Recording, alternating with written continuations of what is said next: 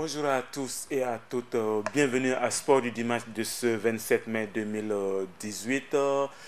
Aujourd'hui, nous allons débattre de trois thèmes. Le premier, c'est la Coupe du Faso 2018, la finale qui va se jouer dans quelques heures du côté de Bourg-du-Lasso sur le coup de 16 heures et qui va opposer la formation de Salitas à celle de la SFB, l'association sportive de fonctionnaires de Bourg-du-Lasso. Quelles sont les chances des deux équipes?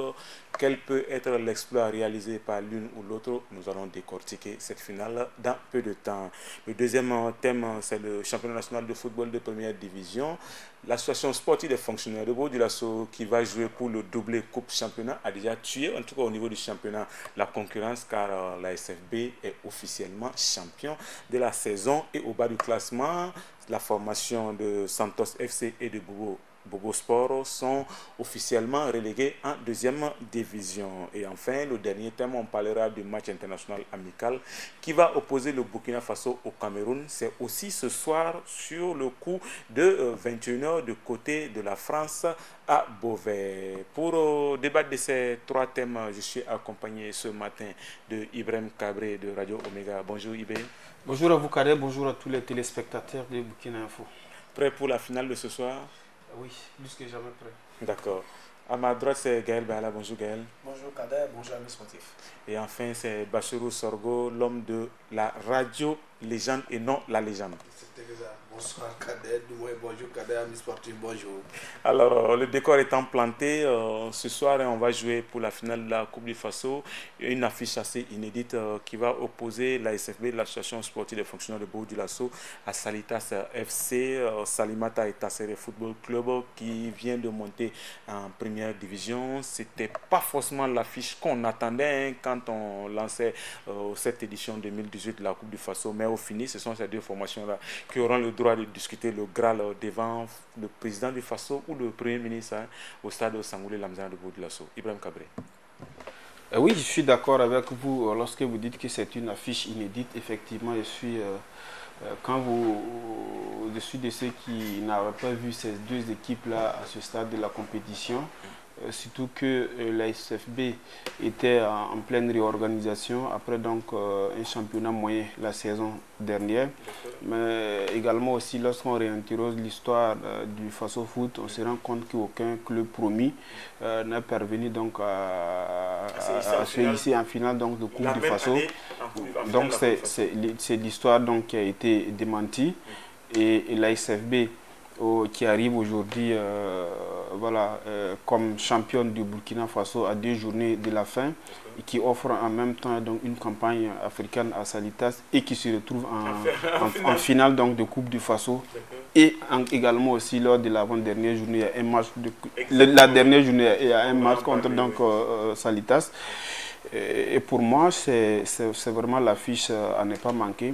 Parce que c'est vraiment un scénario inédit. On attendra de voir ce que ça va donner. Mais de part et d'autre, il y a quand même des arguments à faire valoir. D'accord. On va revenir sur les forces et faiblesses des deux équipes. Gaël, là, on parlait de l'affiche ASB Salitas FC. En début de saison, personne ne pariait sur ces deux clubs, hein, non seulement pour le rang qu'ils occupent dans le championnat, mais aussi pour cette finale-là au niveau de la Coupe du Faso, parce qu'il y a les formations comme l'Aswa Yenega qui, après avoir perdu tout espoir de briguer un classement honorable au niveau du championnat national de football de première division, comptait sur la Coupe du Faso pour se faire une place au soleil. Et même la formation du RCK qui était assez bien placée pour discuter cette finale de la Coupe du Faso. Oui, on se disait que une formation comme le RCK, voir une formation comme le RCK se hisser en finale dans la période véritablement une surprise. Surtout que ces dernières années, elle s'est habituée à se trouver à ce niveau.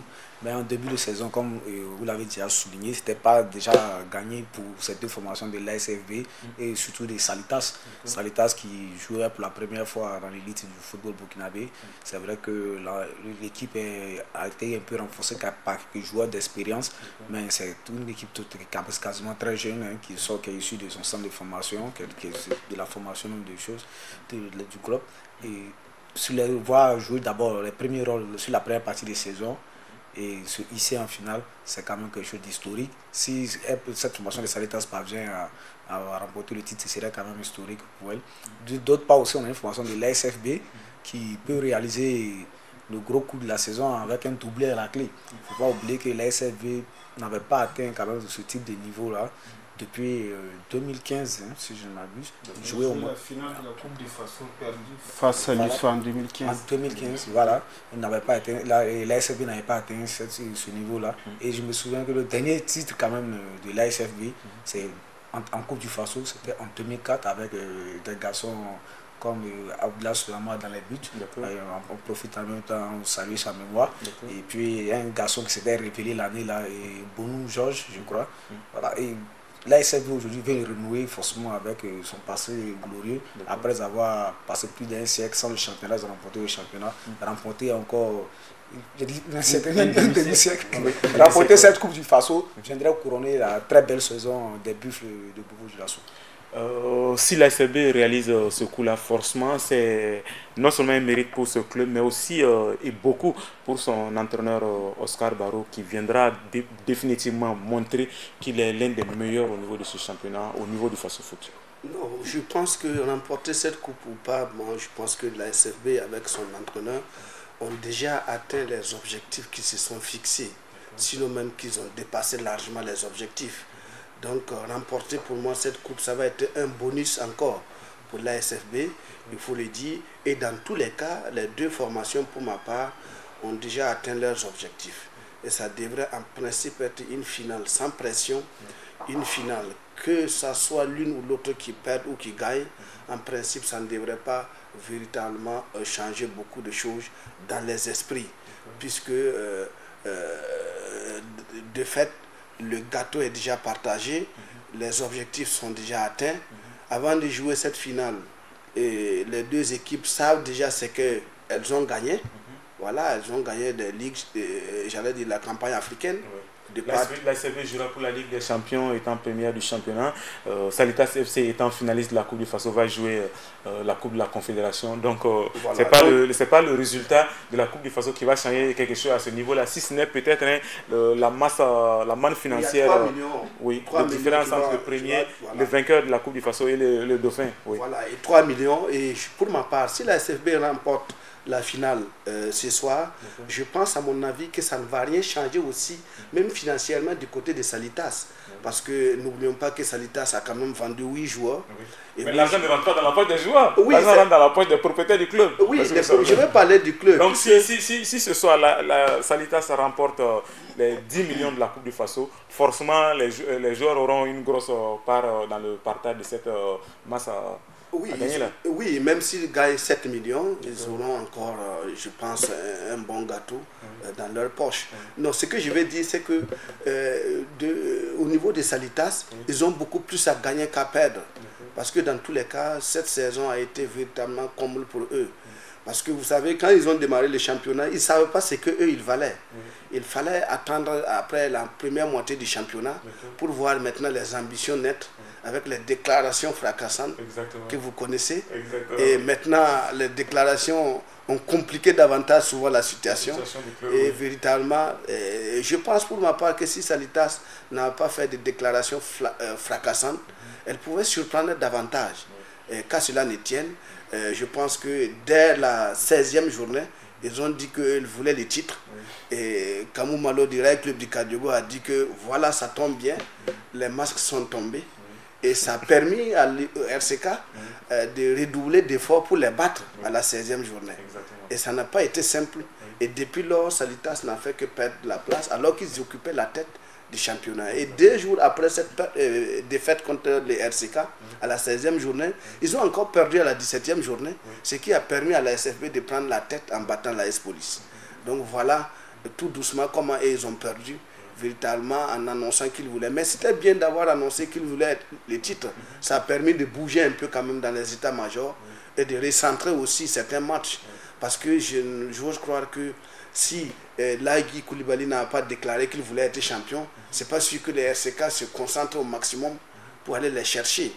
Donc cela aussi a été pour quelque chose. Donc pour cette finale, ces deux équipes qui ont atteint leurs objectifs, en principe, ils devraient nous produire un football qu'ils savent très bien faire. Les deux équipes jouent bien et savent posséder la balle.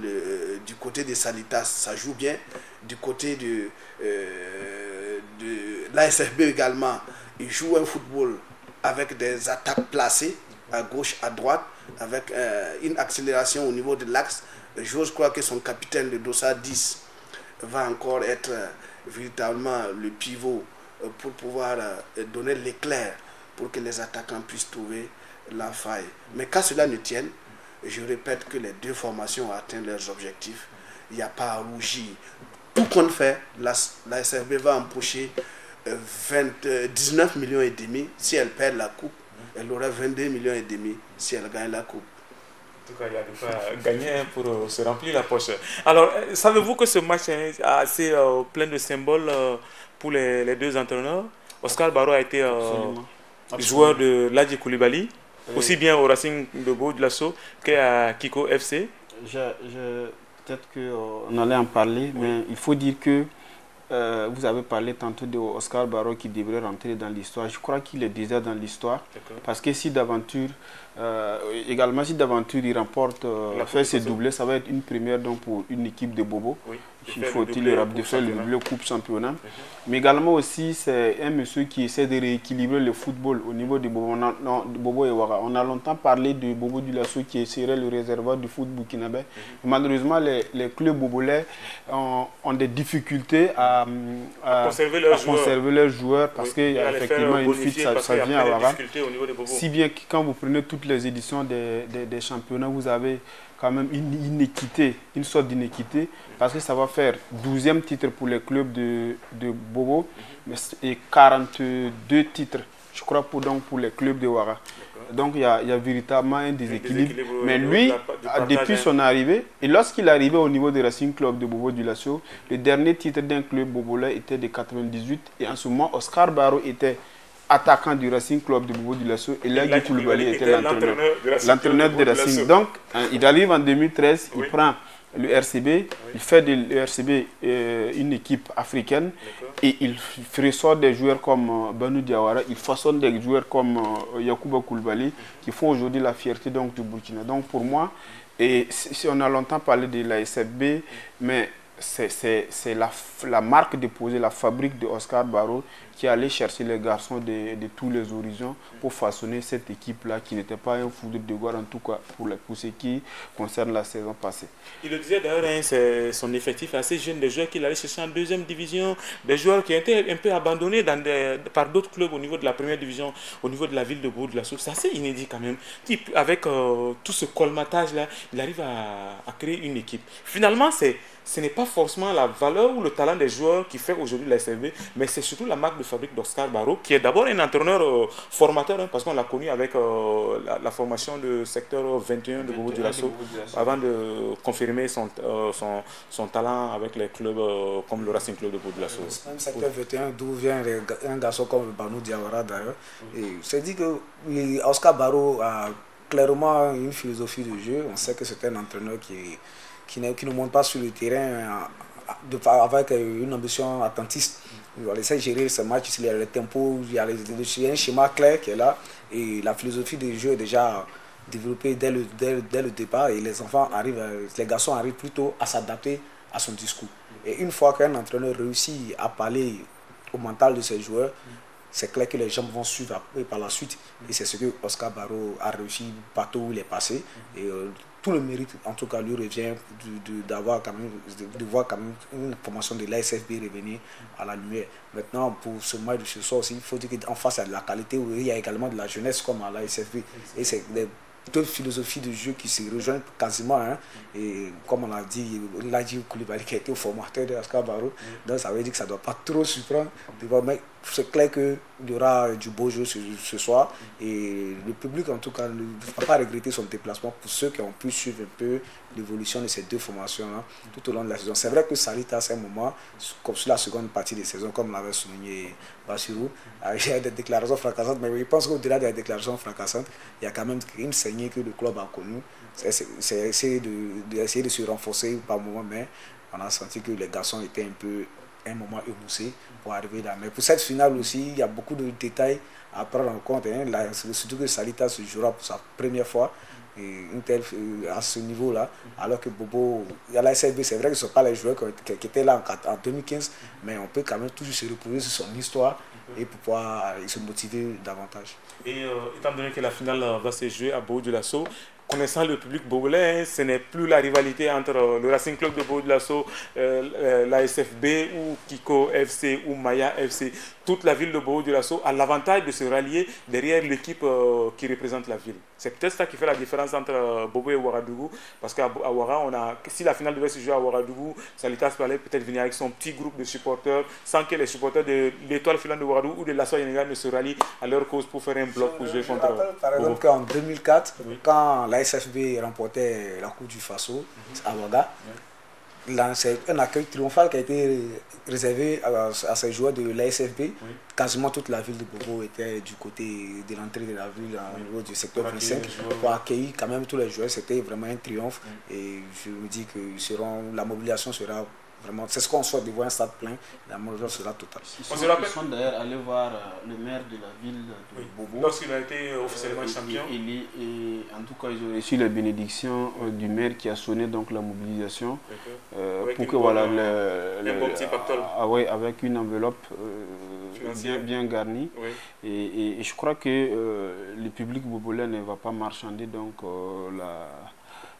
voilà, donc là, au niveau de la mobilisation, je crois que ça va être un Bobo uni contre malheureusement donc les gamins de Salitas qui, je le rappelle, n'ont rien perdu, rien à perdre, mais également aussi rien à gagner dans ce... tout a gagné quand même. Non, tout a gagné.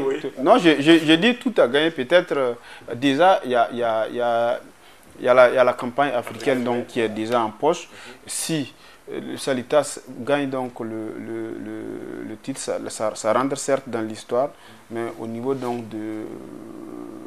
des finances, pour moi ça ne représente rien par rapport à ce que Salitas a fait tout au long de la saison en termes de transfert. Trouver des ressources nécessaires pour pouvoir se motiver, pour qu'on ait quand même une très belle affiche ce soir. Alors, M. Sorgo, je le disais, quand un club de Bobo-Dioulasso joue, c'est toute la ville qui est mobilisée, contrairement à la donne au niveau de Ouagadougou. Est-ce que Salitas pourra s'en sortir face à cette effervescence de la ville de Bobo-Dioulasso? Oui, je pense que dans tous les cas, pour Salitas, c'est aussi bien un exemple pour la campagne africaine. Parce que c'est une jeune formation, il va falloir apprendre à gérer les pressions. Mais je crois aussi qu'en suivant les parcours de Salitas, vous savez que les années antérieures, lorsque Salitas avait un match contre une équipe de Bobo, elle préférait que l'équipe rejoindre l'équipe sur ses bases que d'aller jouer sur un terrain non gazonné.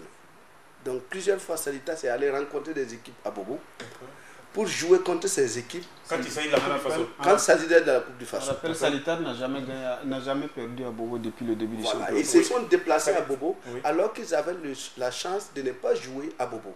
Mais ils disent, nous allons venir jouer à Bobo parce que le terrain nous plaît, c'est gazonné. Déjà, et puis l'encadrement de Salitas quand même, il faut le dire qu'ils ne sont pas entourés, ils sont pas mal entourés par rapport aux autres équipes de première division. Je pense que Salitas a beaucoup d'hommes expérimentés pour encadrer ces enfants-là, plus que toute autre équipe, même si je pense qu'au niveau des autres équipes également, notamment, on a parlé de la SFB, Oscar Barreau connaît les enfants qu'il a avec lui depuis, certains même depuis fort longtemps. Donc c'est lui et ses enfants. Ils communient ensemble. Et à un moment donné, apparemment toute la ville de Bobo, j'allais dire toute la région a senti que la SFB pouvait être championne. Donc tout le monde naturellement a prié pour ça. Oscar Barreau le dit, il dit, lorsque je l'ai joint au téléphone le jeudi pour connaître l'état d'esprit de ces joueurs, il m'a dit, à partir de la 23e journée du championnat national de football, on savait qu'on avait le titre en main et on était en train de penser cette fois-ci à la Coupe du Faso. Comment est-ce qu'il fallait réaliser le doublé Coupe et Championnat. Et à partir de ce moment, j'ai commencé à jouer le turnover pour permettre à toute l'équipe de participer à cette campagne. Turnover en gardant bien sûr cette pièce maîtresse. Exactement. Quand vous prenez un garçon comme Chikou Haïti, lui n'a pas participé pratiquement au tournoi parce que c'est lui le principal. Oui, il y a quand même des cadres autour duquel l'équipe gravite. D'ailleurs, il nous dit qu'il était prêt à laisser son meilleur attaquant partir avec les étalons du côté de la France, Cheikh Djibril Ouattara, qui malheureusement n'a pas pu effectuer le voyage parce que Duarte lui a laissé cette liberté-là de venir jouer avec la SFB. Oui, on a longtemps parlé de Cheikh Djibril Ouattara, qui effectivement, les 11 buts représentent 39% des réalisations de la SFB. Mais pour moi, le principal artisan, c'est Sékou Haïti, qui est le régulateur du jeu. Mais derrière également aussi, il y a Sibiri Sanou, qui est le deuxième meilleur buteur du club.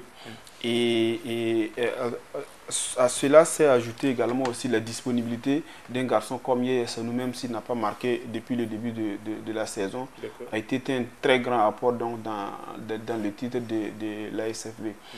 Mais après, est-ce que la SFB peut se passer de Cheikh Djibril Ouattara? Je crois que oui. Il était prêt à se passer. Il y a eu un moment. Parce qu'il s'est dit que le garçon, en allant jouer avec les étalons, forcément, ça va rentrer dans son CV. C'est bon pour le gamin si demain il doit quitter la SFB. Effectivement, il a connu quand même une longue sécheresse. Il a fait pratiquement 6 matchs sans marquer. En ce moment, la SFB gagne, si bien qu'aujourd'hui, quand vous faites le point, la SFB a 11 buteurs différents, sensiblement égal à ceux de Salitas.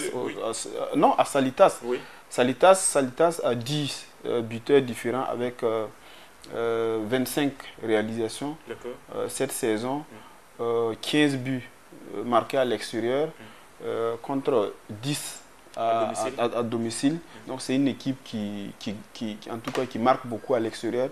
Mais quand vous prenez Cheikh Djibril Ouattara également aussi, lui il marque 7 de ses 11 buts à l'extérieur et 4 à l'intérieur. Donc moi je pense que dans l'un dans l'autre, c'est quand même deux équipes qui ont à peu près des forces équilibrées, même si au niveau du Salitas, malheureusement, l'attaquant dont on a beaucoup chanté l'expérience, en l'occurrence Hugues Wilfreda, n'a pu marquer qu'un but tout au long de la saison, en Coupe du Faso, et que le meilleur buteur de ce club s'appelle malheureusement Draman Salou, qui n'est plus donc dans l'effectif. D'accord.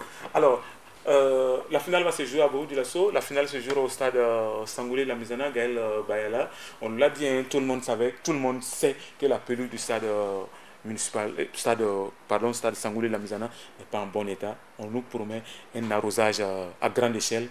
Est-ce que c'est l'eau qui manquait à Bobo-Dioulasso pour que cette pelouse-là garde sa bonne qualité? Non, je pense que non, c'est pas l'eau qui manquait. C'est paradoxal quand même. On nous dit qu'on va arroser cette pelouse à grande échelle pour que la pelouse soit en bon état. Non, on sait que la pelouse, ce n'est pas le gazon qui souffre, c'est le terrain, c'est l'état du sol du stade Sangoulé Lamizana qui pose un problème. Oui, c'est vrai, c'est pas aujourd'hui seulement que ce stade.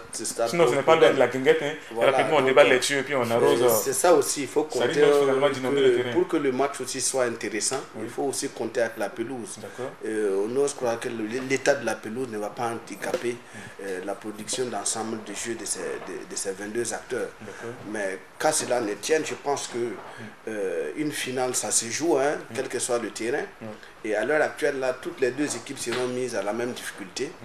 Et arroser le terrain, bon, pour moi, ce n'est pas une solution. Un terrain, ce n'est pas l'eau qui fait marcher un bon terrain. Et même s'il faut de l'eau, je pense que le terrain s'entretient à long terme. Voilà, c'est à long terme. Ce n'est pas 5 jours environ, voilà, et pour une pelouse comme celle du stade Obi, le minimum c'est 500 000 francs d'entretien par mois. Si on veut que la pelouse soit au top, il faut 500 000 francs. Sangoulé Lamizana, il faut 500 000 francs d'entretien par mois pour un minimum, pour un bon stade. Alors que ce n'est pas évident que le stade puisse générer 500 000 francs par mois au cours des matchs du championnat. Voilà, donc presque tous les matchs se jouaient, beaucoup de matchs se jouaient au stade Obi. Là-bas, c'est du synthétique. Malheureusement, le stade est petit. 500 000, c'est la recette de 5 matchs du championnat. Voilà, donc ça fait que c'est très compliqué. Donc, je pense que pour ma part, il faudra qu'on revoie beaucoup de choses. Voilà. Si on veut aussi un football très intéressant pour nous, l'état des pelouses doit vraiment nous préoccuper pour qu'on puisse avoir un football plaisant. Parce qu'un artiste, il a besoin aussi des conditions idéales pour pouvoir s'exprimer. Et tel que je connais l'ASFB et Salitas, c'est des équipes qui jouent balle à terre. Exactement. Voilà, le ballon doit rouler. Et si la pelouse n'est pas bonne, naturellement, il y a des gestes. Et encore même que des blessures peuvent... L'intégrité physique des joueurs voilà, n'est pas... Voilà. Si la pelouse n'est pas bien, elle peut mettre en difficulté l'intégrité physique des joueurs, les genoux, les chevilles. Ça passe par là. Tout qu'on fait Gaël Bayala, hein, c'est de bon temps qu'on a joué cette finale à Bobo-Dioulasso, même si forcément ça avantage un peu la SFB, ça permet quand même de délocaliser le football d'élite au niveau du pays. Oui, Bobo est quand même le vivier du football burkinabé. Recevoir une finale de Coupe du Faso, c'est vraiment une idée géniale quand même des organisateurs. Et je trouve que 2015 par exemple, la finale a été quand même une réussite entre le RCB et la formation de l'EFO. Voilà, la finale a été une réussite et l'état de la pelouse a été, à mon sens, le seul couac. Voilà, on n'avait pas une très belle pelouse. Les joueurs avaient des difficultés pour pouvoir faire circuler le ballon et ils étaient obligés de s'adapter, jouer sur de longues balles. Et on a eu un match où il y avait très peu d'occasions. Il a fallu un éclair de génie de Banou Diawara pour tout. C'était quand même la fausse note de cette soirée. Dans l'ambiance, l'organisation, la mobilisation, tout y était.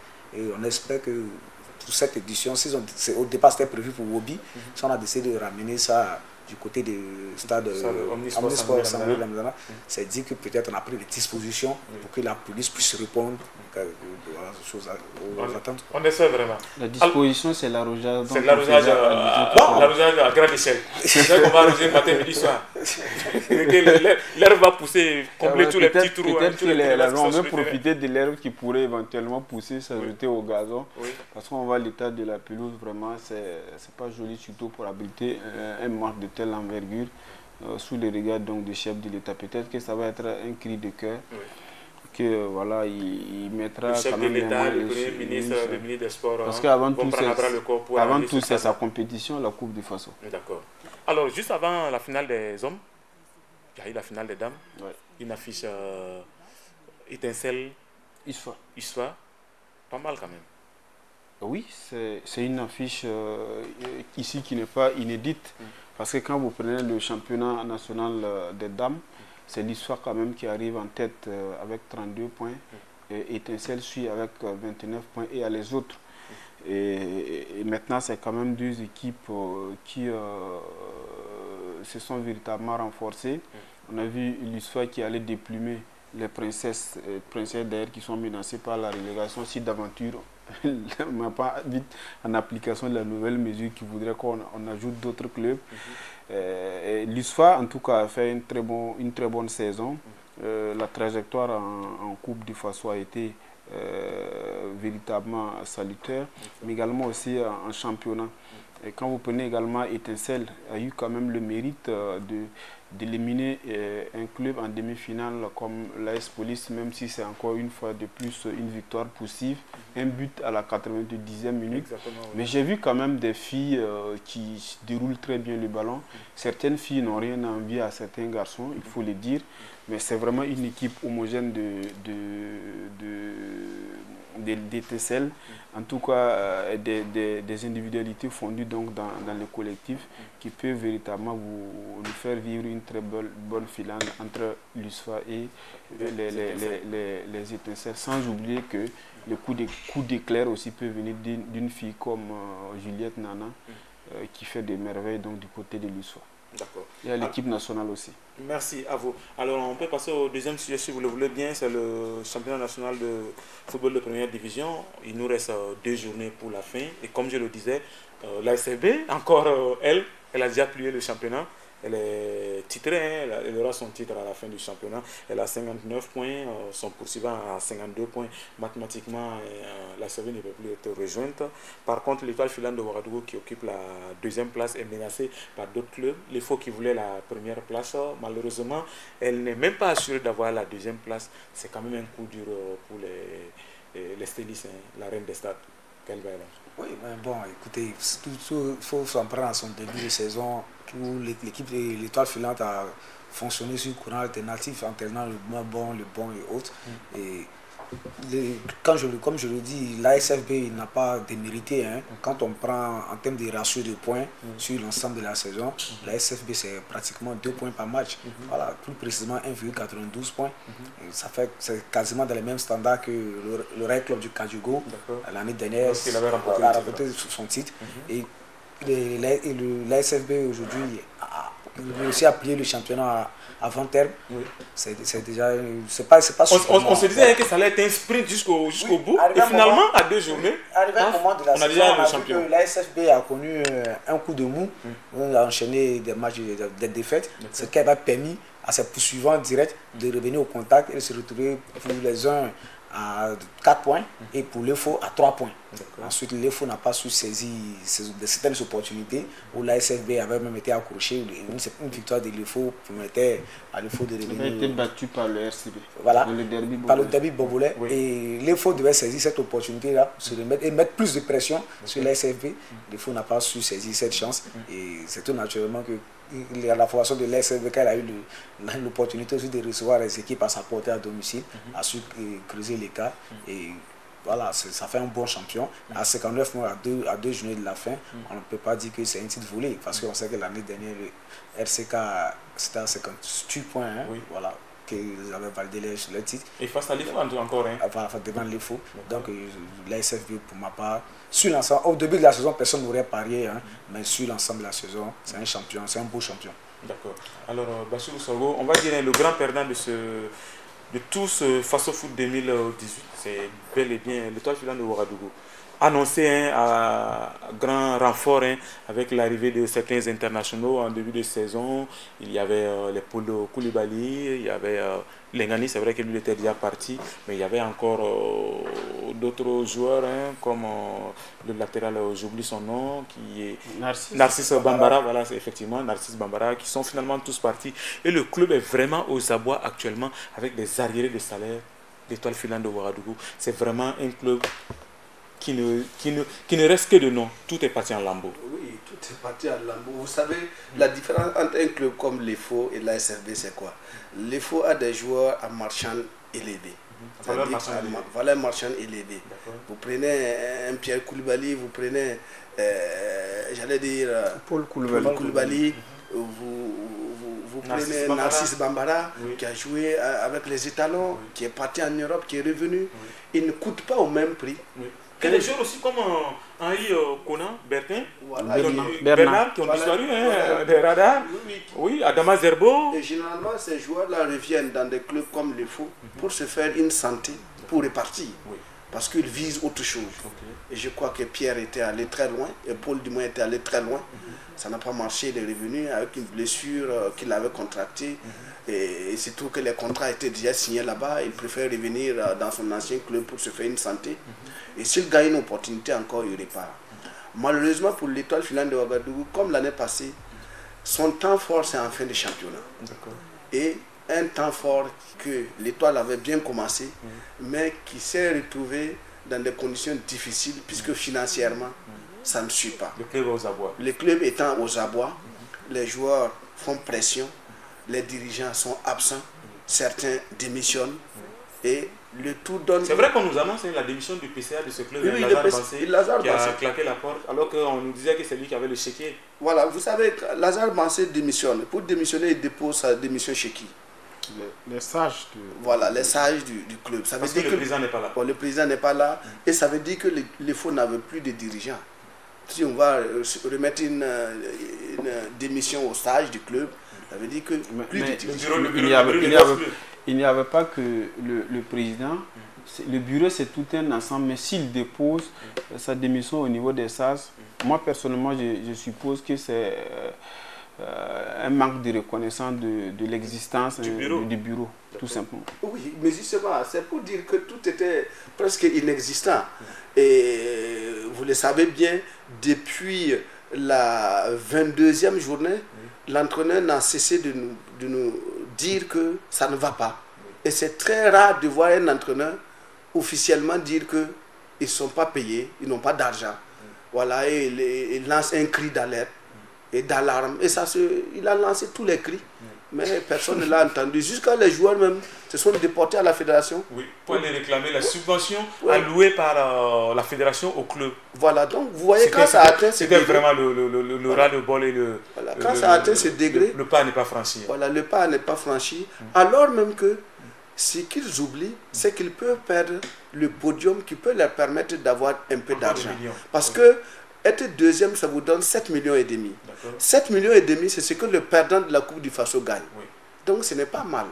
Donc il faut aller avoir... Et cette année, c'est que la Ligue de football professionnel ou la Fédération burkinabé de football a recentré les prix au niveau du championnat national. Ce n'est plus les 5 premiers qui sont primés, c'est les 3 premiers qui ont la grosse cagnotte. Ah oui, c'est les 3. Le premier à 12,5 millions, oui, le deuxième à 7,5 millions, et le troisième à 5 millions. Oui. Donc, et les autres, c'est les enveloppes vraiment pour faire valoir. Oui, les enveloppes pour faire valoir et puis se contenter aussi des 2 millions de la subvention. Exactement. Pour pouvoir colmater les brèches. Oui. Donc ça veut dire que l'Étoile filante de Ouagadougou flotte préallement avec 7,5 millions qui peuvent les échapper à tout moment. À tout moment, oui. Parce qu'il y a la menace du Rail Club du Kadiogo, il y a la menace de Majestic Sporting Club, il y a la menace du Racing Club de Bourg-de-Lasso qui est actuellement 3e, et il y a même la menace du RCK qui n'a pas encore craché sur le podium. Ah oui, c'est 2 équipes qui ont un bon calendrier pour les 2 derniers matchs. Et ça veut dire que si l'Étoile se retrouve dans cet état, je crois que les joueurs ont un moral de fer. Est-ce que le moral de fer va suffire? Je ne sais pas. Mais toujours est-il qu'ils sont en train de perdre. En tout cas, sur beaucoup de plans. Et je crois qu'ils devraient tout faire, se reconcentrer dans les 2 journées pour ne serait-ce que prendre les 7,5 millions, colmater les brèches. C'est vrai que les résultats sportifs du LIFO cachent un peu les difficultés internes, mais il faut craindre. Actuellement, on sent que les résultats ne cachent plus. Hein. Depuis le match nul face à Lusco, on a senti vraiment que mais il faut craindre encore même pour la saison à venir. Parce que vous aurez remarqué que depuis un certain temps, ce n'est pas un secret pour ce n'est qu'un secret polichinelle que de dire que les cadors du championnat burkinabé, surtout les clubs de Ouaga, étaient soutenus par des mécènes, des gros bonnets politiques. Et depuis 2014, il y a dit les cadors, on les connaît, les clubs phares, les FO et l'ASFA. Ce n'est pas un secret pour quelqu'un. Et depuis 2014, on remarque que ces clubs-là connaissent vraiment des problèmes de trésorerie. En plus, déjà, même malgré qu'ils avaient encore leurs mécènes qui les finançaient, il y avait déjà des difficultés d'être structurés, d'organisation. Et ce n'est pas étonnant de trouver aujourd'hui des clubs bobolais occuper 2 places sur le podium. Parce que, effectivement, quand je parle de la saison à venir, avec quels moyens ces clubs de Ouagalais-là iront piller les clubs bobolais? C'est compliqué. Et quel argument ces joueurs vont accepter de venir du côté de l'EFO de la soirée pour jouer? Je suis en train de voir une mutation quand même. Déjà qu'on nous annonce une saignée pour la saison prochaine, on nous annonce une pléthore de joueurs de l'Étoile filante de Ouagadougou qui se rendra du côté de l'AS Douane, le promu en première division. Je vous dis que, par exemple, le Faso Foot avait un bon attaquant, en l'occurrence l'attaquant de Bobo Sport, et Abouaka Traoré, qui était très bon. À la mi-saison, il était le meilleur buteur. Mais il n'y avait pas preneur. Voilà, cependant, des clubs de Ouaga avaient besoin d'attaquants, mais ils ne pouvaient pas le prendre. Parce qu'ils n'ont pas les moyens. Ils n'ont pas les moyens. Il était obligé d'aller vendre son talent au Ghana. Ce pas tous les clubs de Ouaga qui n'ont pas les moyens. Non, les clubs, on parle de clubs. Les demandeurs. Non, mais vous généralisez en parlant de tous les clubs. Non, lorsqu'on a dit les clubs phares de Ouaga. Est-ce qu'ils sont demandeurs? Vous avez parlé des cadors, mais lui, il parle des clubs de Ouaga. Quand je prends. Généralement, vous savez. Les clubs qui sont riches à Ouaga. Des clubs, il y a c'est lesquels? Non, les clubs. Salita, c'est riche, l'USFA est riche, l'AS Sounabel est riche. Non, l'AS Sounabel et l'USFA ne sont pas riches, ils ont des budgets pérennes et stables. Justement, c'est ça. Et c'est les 2 clubs parce que c'est des clubs qui sont issus d'une corporation, donc ils ont une organisation. Pas une bonne organisation, mais il y a la stabilité au niveau des finances. La stabilité. C'est déjà ça de gagner. Ils ont des budgets, ils ont des lignes budgétaires qui sont fixes, voilà, et qui sont alimentées. Contrairement aux autres clubs, comme Gaël le disait, c'est des mécènes. Et en 2000, je crois en 2005, nous avons fait une recherche, nous nous sommes rendus compte que, par exemple, l'Étoile filante de Ouagadougou tournait autour de 180 millions. Par saison. L'ASFA Yenenga, 185 millions environ. Mais si vous voulez savoir d'où viennent ces 180 millions, vous n'allez jamais le savoir. C'est donné par des mécènes. Il n'y a pas de traçabilité en tant que tel. si vous allez poser des questions, on va vous dire de ne pas chercher à aller loin. Je crois que Gaël a déjà résumé la chose en disant que c'est des gros bonnets politiques justement qui étaient derrière cette main invisible tendue et qui alimentaient le club de trucs. C'est pour ça que je pense que les clubs, l'ASFA et l'Étoile filante de Ouagadougou n'ont pas su se renaître après l'accélération des événements sociopolitiques au Burkina, si bien qu'ils ont voulu toujours maintenir donc, les enchères très hautes et ça les coûte aujourd'hui de la Nivaquine. C'est peut-être qu'ils n'ont pas su trouver la transition entre le financement par les mécènes et le sponsoring comme cela se doit. Justement, ces clubs-là n'ont pas effectivement su se réinventer, c'est le terme exact. Et l'effort a quand même pu gagner un titre après et assurer une certaine pérennité suite à quelques transferts qu'elle a pu faire quand je prends le transfert de Issouf Dayo. Oui. Ça a quand même permis à l'effort de rester toujours sur le podium. Mais ça va durer jusqu'à quand les crises commencent à naître donc, du côté de l'Étoile filante de Ouagadougou aujourd'hui. Mais je pense qu'il faut avoir l'humilité de revenir et à ramener donc les valeurs marchandes des joueurs là très bas. Et même ceux qui voudront revenir à l'Étoile filante de Ouagadougou, ou surtout là-bas, on n'est pas en train de faire le bilan de l'effort. Hein? Justement, mais on parle de l'effort de l'Étoile filante de Ouagadougou en difficulté. C'est le football burkinabé qui est en difficulté. Voilà. Alors, il reste encore 2 journées pour la fin du championnat. Alors, on va peut-être... On va peut-être recentrer le débat. On va laisser Lisco à la tête du championnat. Moi, je l'avais dit, c'était de l'affront. Quand on va terminer le championnat, on fera le bilan de Lusco. Pour le moment, Lusco est en train d'engranger, de grappiller ses points, même si le podium n'est plus jouable pour ce club-là. Je voulais qu'on parle un peu du bas du classement. C'est occupé par le Santos FC et Bobo Sport, 2 clubs mathématiquement relégués. C'est vrai que l'an passé, le Santos avait déjà flirté avec la relégation. Hein. Ils ont été sauvés à la dernière journée. Par contre, Bobo Sport, qui venait juste de monter, va encore retourner dans le purgatoire. C'est dommage pour ce club-là qui, on aurait souhaité qu'il dure un peu au sein de l'élite quand même. Vous savez que le championnat d'élite a ses exigences. Au Burkina, ici, le plus difficile, ce n'est pas de monter en première division, c'est d'y rester. Oui. Parce que ça demande d'énormes sacrifices, ça demande beaucoup de moyens. Et ça demande aussi une très bonne organisation. Et lorsque vous ne remplissez pas toutes ces conditions-là, vous pouvez, dès à l'entame de la saison, être à 50% sûr que vous allez repartir en deuxième division. Et c'est ce qui a manqué à cette équipe de Bobo Sport, et qui a longtemps cru grâce à son meilleur fusil, Boubacar Traoré. Et lorsque le club s'est retrouvé en difficulté, ils l'ont libéré tout en croyant que voilà, ça peut être la source. Et lorsque vous êtes déjà dans un trou, même s'il y a quand même quelques moyens qui arrivent, ça vient boucher le trou, mais ça ne vous permet pas d'avancer. Donc du coup, voilà, le Bobo Sport n'a fait que reculer. Et aujourd'hui, c'était mon pronostic, la descente de Bobo Sport ne m'a pas surpris. C'est quand même dommage pour cette équipe. Moi, je me rappelle très bien que c'est une formation que j'avais vu jouer lors de la saison 2014, qui était venue accrocher l'Asfa Inega de la grande époque, au stade municipal, et qui avait sorti un très grand jeu. Mais l'entraîneur, 2014-2013, si je ne me trompe pas. C'était 2013. Voilà, 2013, voilà, c'était 2013 certainement.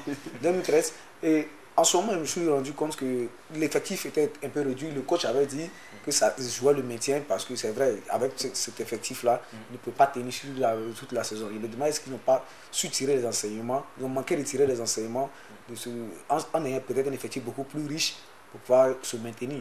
Parce qu'on a vu une équipe de Bobo Sport qui n'a pas lâché prise, qui a cru quand même jusqu'au bout au maintien, et qui était à un moment donné de la saison, ne serait-ce qu'à 3 points de l'Asfa Yenega. Par contre, derrière Santos FC, on savait que bon, c'était fini, ils avaient déjà la tête au purgatoire. C'est dommage pour l'équipe de Bobo Sport. Sur les 5 équipes bobolaises, c'est la seule qui se retrouve assurée de jouer la seconde division l'année prochaine. D'accord.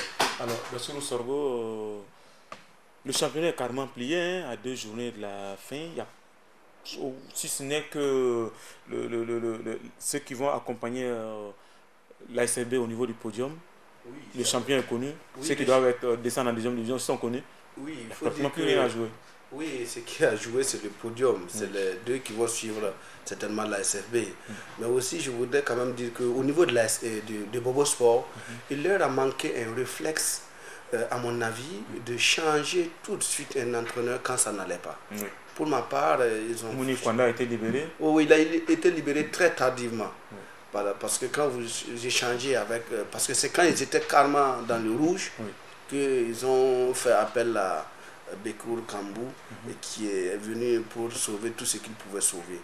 Et lorsque vous parlez à Bekour Kambou, il dit que lui, il avait besoin de 12 journées pour sauver le Bobo Sport. Il n'en a eu que quelques 5 journées ou 6 journées qu'il ne pouvait pas... Donc il était persuadé qu'il n'allait pas pouvoir sauver le club. Mais il fasse peut-être le point des points engrangés à partir de ces 6 journées-là. Oui, vous vous rendez compte que souvent le problème ne se trouve pas aussi au niveau des entraîneurs, parce que c'est l'habitude dans ce championnat.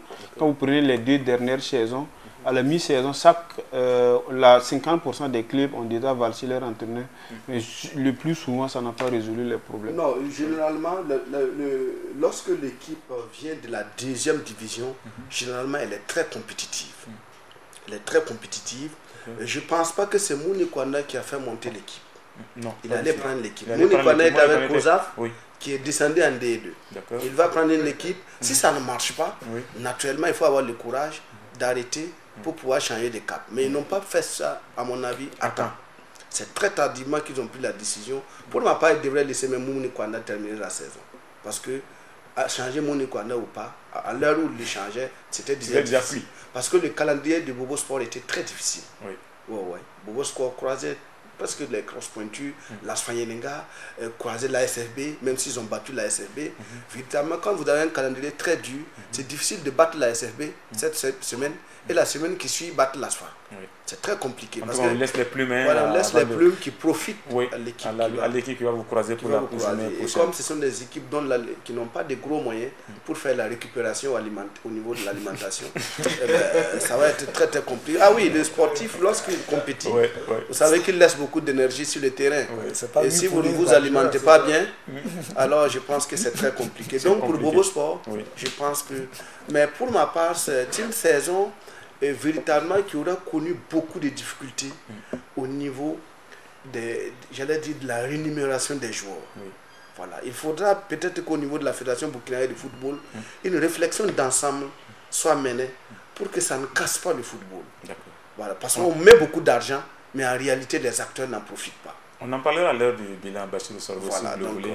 Et on va profiter de parler du dernier sujet. C'est le match amical international entre les étalons du Burkina et la formation des Lions indomptables du Cameroun. Le match est prévu pour ce soir aussi du côté de Beauvais, c'est bien ça? Beauvais, au nord de la France. Au moins pour une fois, on ne va pas jouer à Mantes-la-Vallée, encore moins sur les pelouses du 97e arrondissement de Paris. Alors, pour ce match-là, c'est vraiment une équipe nouvelle ou récomposée que Paulo Duarte va aligner, parce qu'il y a plein de joueurs qui ne seront pas là ou qui ont été rappelés. On nous a annoncé que Ahmed Touré, par exemple, n'allait pas être du voyage. Finalement, on dit qu'il est du côté de la France. D'autres joueurs encore aussi ont été appelés, les Stéphane Ki, Suleiman Sawadogo, Suleiman Kwanda aussi. Vraiment, on est curieux de voir quelle formation Paulo Duarte va aligner pour ce match-là. Oui, de toutes les façons, on est proche de revivre une situation comme celle qu'on a vécue face au Mali à 3 il y a 4 ans de cela.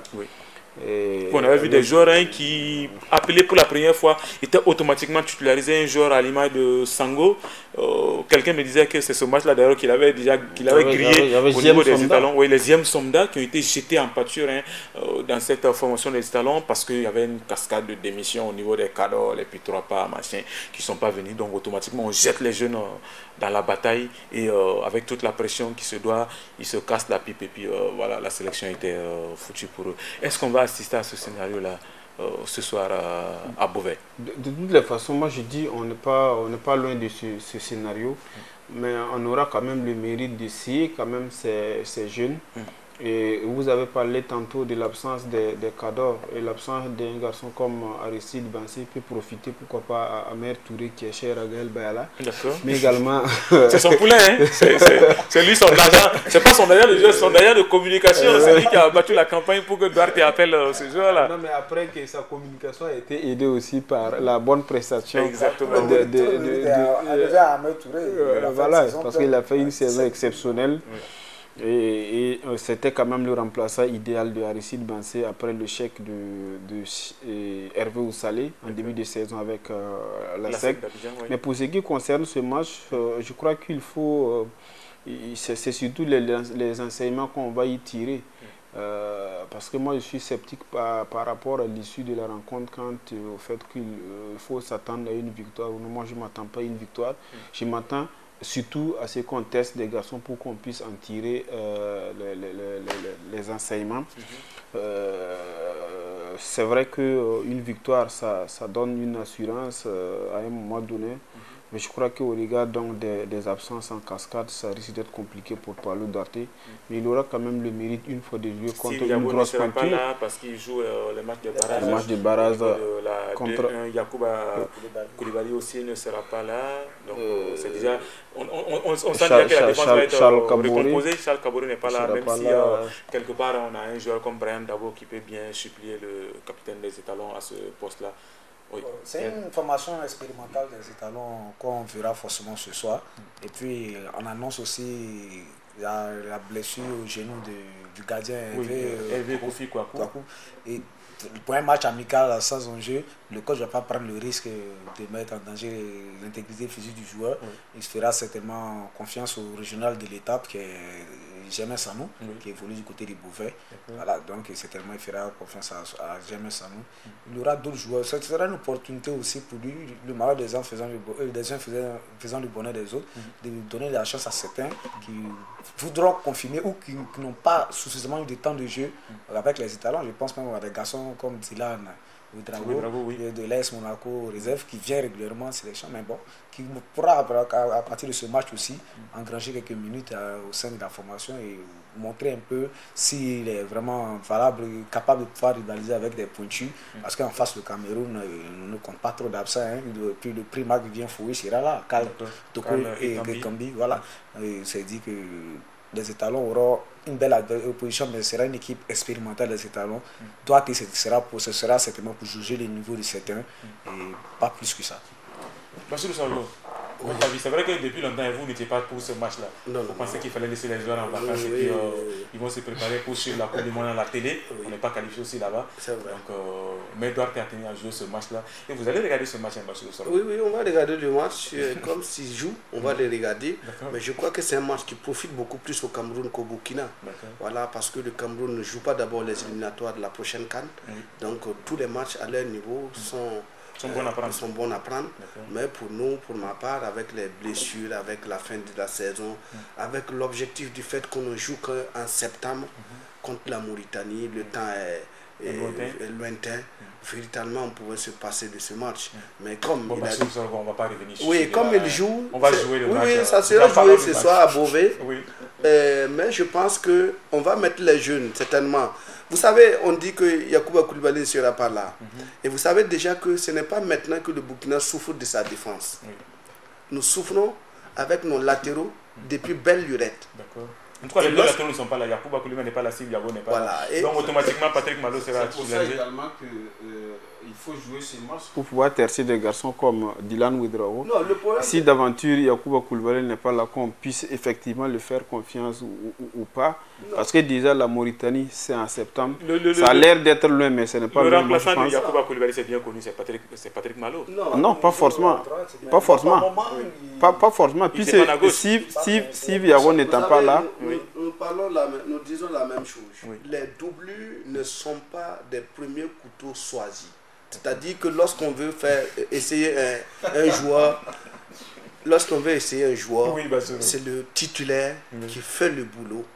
Il sort et il laisse la place à celui-là qui s'exerce.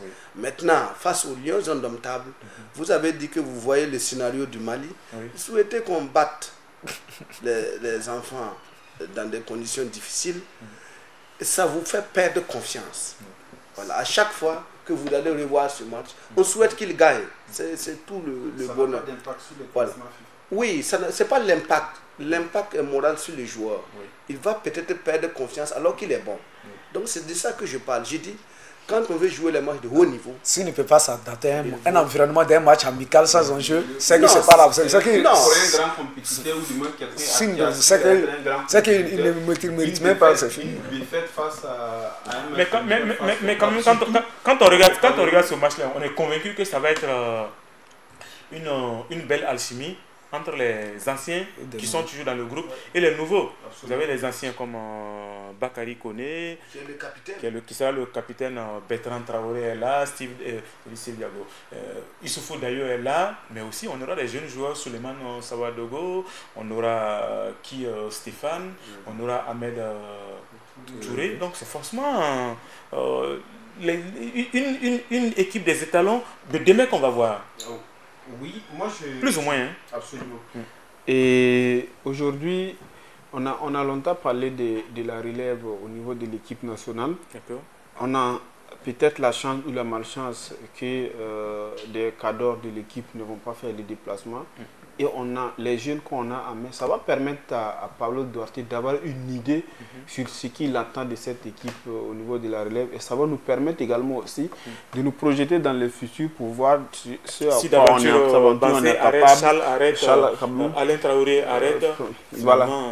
C'est un match qui peut permettre aussi à un garçon aussi de se relancer dans cette équipe. Oui. Voilà, on sait que sa première avec les étalons 4 août, il avait fait une bonne impression au côté de Richard. Après la connue série de blessures qui a un peu brisé son élan. Un match comme ça peut permettre de la confiance. Je vais être simple, terminer. L'équipe nationale, c'est pas comme un club. C'est-à-dire que la relève ne vient pas comme ceci. Elle ne vient pas comme cela. L'équipe nationale, c'est les meilleurs du moment. Voilà. Donc, c'est bien connu. On ne peut pas prendre les joueurs pour aller jouer un match amical et se dire qu'on prépare la relève. Parce que la relève de demain, d'après-demain en équipe nationale, c'est un processus. C'est un processus qui n'a rien à voir avec les matchs amicaux qu'on va aller jouer. Et je suis d'accord que les matchs amicaux sont importants, mais je dis dans ce cas précis, le match sera joué.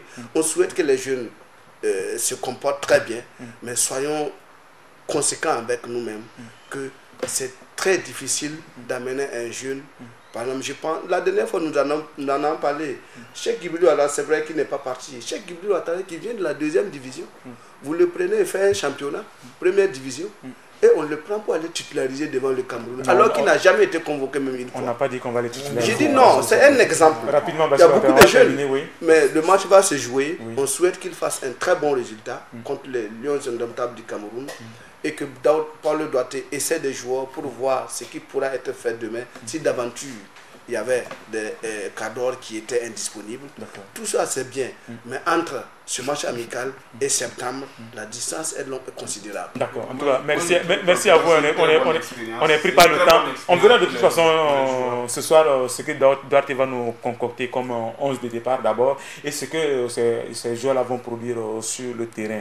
Alors ce matin, on a débattu de 3 sujets. Je vais faire le récapitulatif avant qu'on termine cette émission. C'est la Coupe du Faso qui va se jouer dans quelques heures du côté de Bourg-de-la-Soie au stade Omnisport Sangoulé Lamizana. C'est le championnat national de football de première division où la SFB est déjà championne en titre et Santos et Beau Sport vont descendre en 2e division et enfin les salons ils sont descendus en 2e division et ce soir les salons aussi qui vont jouer du côté de la France un match amical contre les Lions indomptables du Cameroun. C'est donc tout pour cette émission. Nous on va se préparer pour nous déporter du côté du stade Omnisport pour suivre cette finale de la Coupe du Faso. Quant à moi, je vous souhaite une très belle journée dominicale. Vive le Burkina, vive le sport et vive la Coupe du Faso. Bonne journée à tous et à toutes.